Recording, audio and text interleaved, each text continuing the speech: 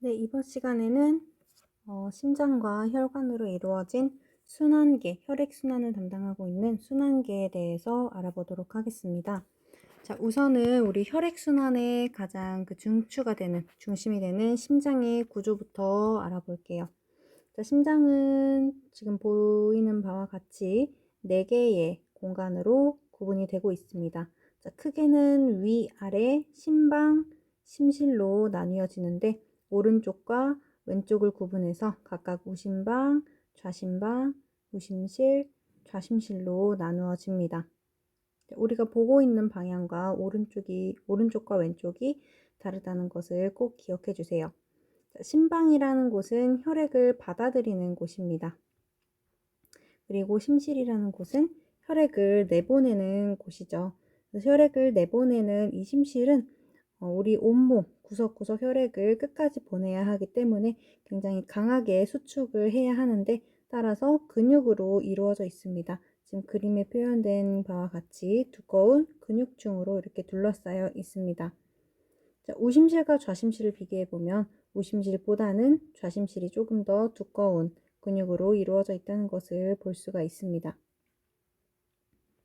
자, 이 심방은 혈액을 정맥으로부터 받아들이고 그다음에 이 받아들인 혈액을 아래 심실로 이렇게 보내줍니다. 다음 심실은 동맥을 통해서 혈액을 내보내게 되죠.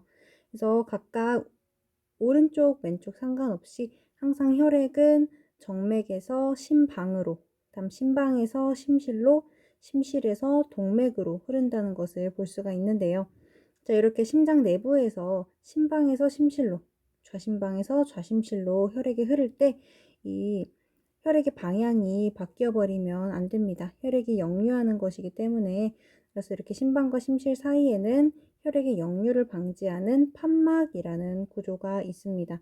자, 이 판막은 오른쪽에 나와 있는 것처럼 이런 식으로 작용해서 아래에서 위로 흐를 때, 위에서 아래로 흐를 때는 열렸다가 아래에서 위로 흐를 때는 닫혀서 위로 흐르지 못하게 하는 이런 기능을 통해서 혈액의 거꾸로 흐르는 것을, 역류를 방지하는 역할을 하고 있습니다.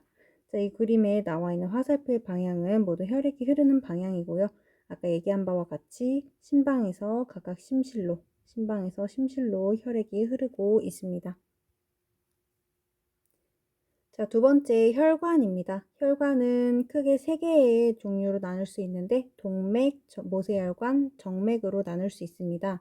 자, 첫 번째 동맥은 아까 심장의 구조에서 심실과 연결되어 있는 그런 혈관입니다. 혈액이 이렇게 흘러나가는 그런 혈관이 되겠고요. 다음에 심실에 강한 압력을, 다시 말하면 혈압을 견뎌야 하기 때문에 그림에 나온 바와 같이 굉장히 두껍고 탄력적인 그런 구조로 이루어져 있습니다. 혈관 벽이 굉장히 두껍습니다. 이유는 여기 나와 있는 것처럼 심장의 그런 높은 혈압을 견디기 위해서입니다. 다음에 동맥이 연결되어 있는 모세혈관 보겠습니다. 모세혈관은 우리 온몸에 퍼져 있는 아주 얇고 가느다란 그런 혈관들입니다. 그물처럼 퍼져 있지요. 자, 이 모세혈관에서는 주변 세포와 물질 교환을 해야 하기 때문에 혈관 벽이 굉장히 얇습니다. 여러 가지 물질들이 혈관 벽을 통과하고 들어오고 나가고 해야 하기 때문에 혈관 벽이 세포 한 겹으로 이루어져 있는 굉장히 얇은 혈관입니다. 다음에 마지막 혈관에 연결되어 있는 정맥입니다. 정맥은 이제 동맥은 아까 혈압을 견뎌야 하기 때문에 굉장히 두껍다 그랬는데 이 동맥이 연결되어 있는 심실에서 보내는 혈압이 점점점 갈수록 길다란 혈관을 거칠수록 점점 약해지겠죠. 그래서 그 마지막인 정맥이기 때문에 이 정맥은 굉장히 혈압이 낮아요.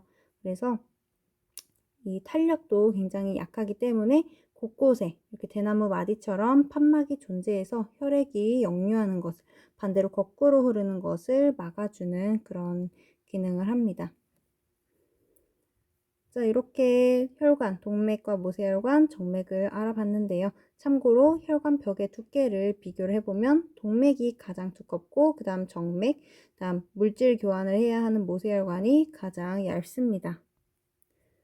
자, 다음으로 혈액을 보겠습니다. 혈액은 크게 혈구와 혈장으로 나뉘어집니다. 혈액을 가나다란 관에 담아서 원심 분리를 하게 되면 아래에 가라앉는 혈구와 혈장으로 분리가 되는데요.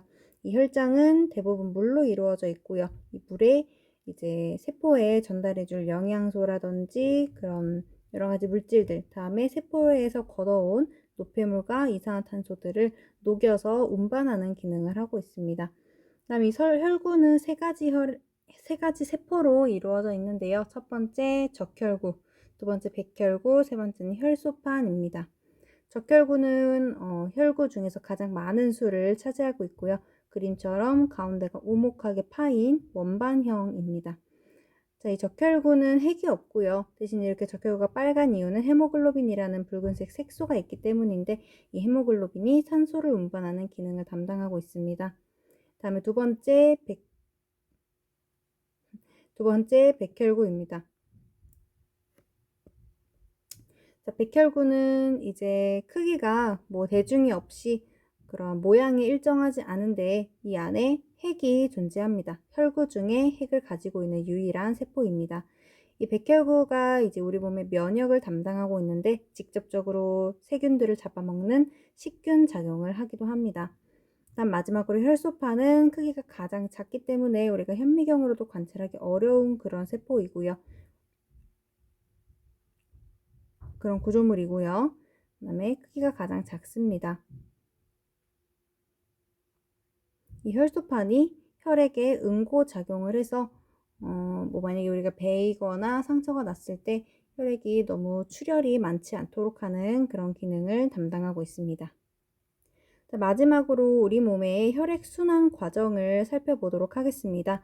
자, 심장에서 출발해서 우리 온몸을 돌고 다시 심장으로 들어오기까지의 그런 과정들이 두 가지로 나뉘어지는데 첫 번째 폐를 돌고 돌아오는 혈액순환 과정, 폐순환. 다음에 두 번째 온몸을 돌고 오는 온몸 순환 과정입니다. 자, 첫 번째 폐순환부터 보겠습니다. 자, 폐순환은 우심실에서 출발합니다.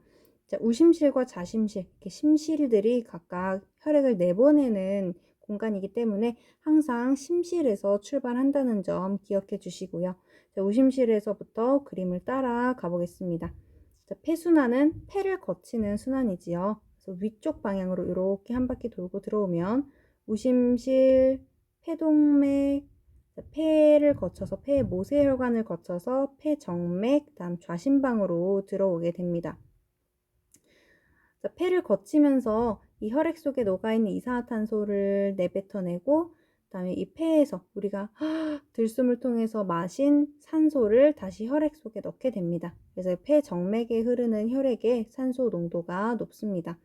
자, 이렇게 이산화탄소를 내보내고 산소를 받아온 깨끗한 피가 좌심방에 들어오게 되지요. 좌심방에서 좌심실로 내려가게 되면 이제 온몸 순환 과정이 시작됩니다.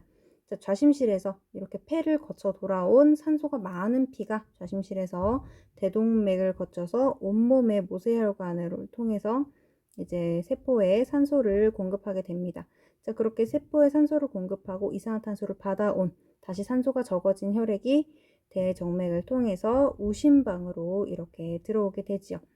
다시 우심방은 우심실로 넘어가서 이렇게 산소가 적어져 있는 그리고 이산화탄소가 많아진 혈액이 다시 폐동맥으로 흘러서 폐에 도달하면 이산화탄소와 산소를 각각 주고받고 다시 산소가 많아진 상태로 폐정맥으로 흘러 들어오게 됩니다.